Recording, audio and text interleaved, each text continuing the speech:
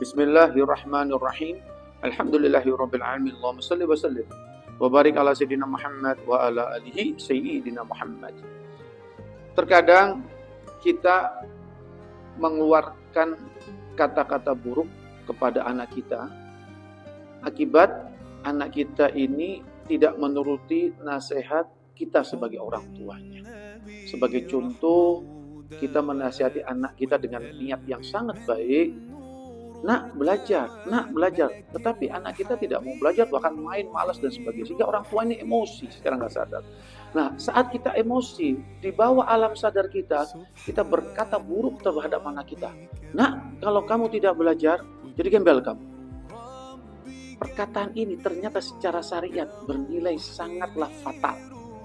Di mana Kanjeng Nabi besar Muhammad SAW mengatakan dalam riwayat hadis, la tatku ala auladikum. Janganlah kamu melaknat anak-anakmu. Sedangkan perkataan buruk seperti itu adalah golongan kata-kata melaknat. Dan itu terhitung sebagai doa. Padahal doa orang tua terhadap anak itu sifatnya mengikat. Sifatnya ini sangat penting. Dan Kanjeng Nabi bersabda, doaul walidihi ka doain nabi li ummatihi. Doanya orang tua kepada anaknya seperti doanya Nabi terhadap umatnya.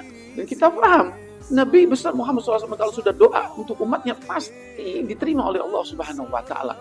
Sehingga banyak kejadian kalau orang tuanya emosi mengatakan seperti itu, kalau nggak belajar jadi kamu jadi gembel, maka suatu saat anak tersebut benar-benar menjadi gembel. Kenapa? Karena melaknat anaknya sendiri yang sifatnya itu adalah doa.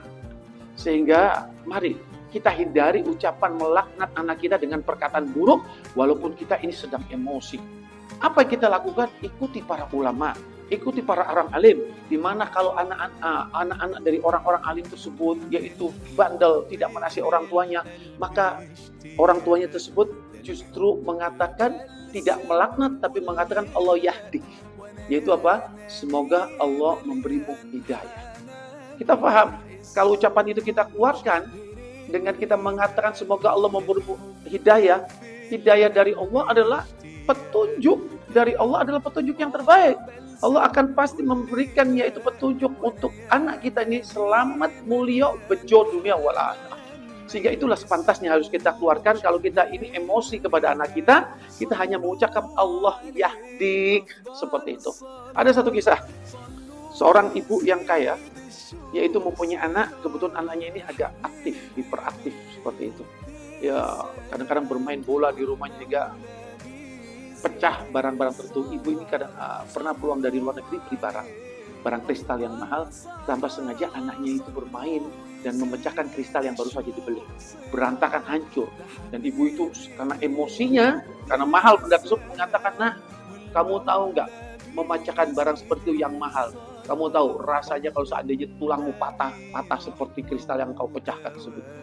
30 tahun berselang setelah anak ini ditakdir oleh Allah menjadi anak yang pintar, mendapatkan beasiswa, pulang ke rumah ibunya, kebetulan rumahnya baru direnovasi, tanpa ada sebab, tiba-tiba bangunan rumah tersebut runtuh mengenai tulang punggung dari si anak tersebut. Naudzubillah min dzalik. Akibatnya setelah diperiksa dokter, anak tersebut tulangnya berantakan.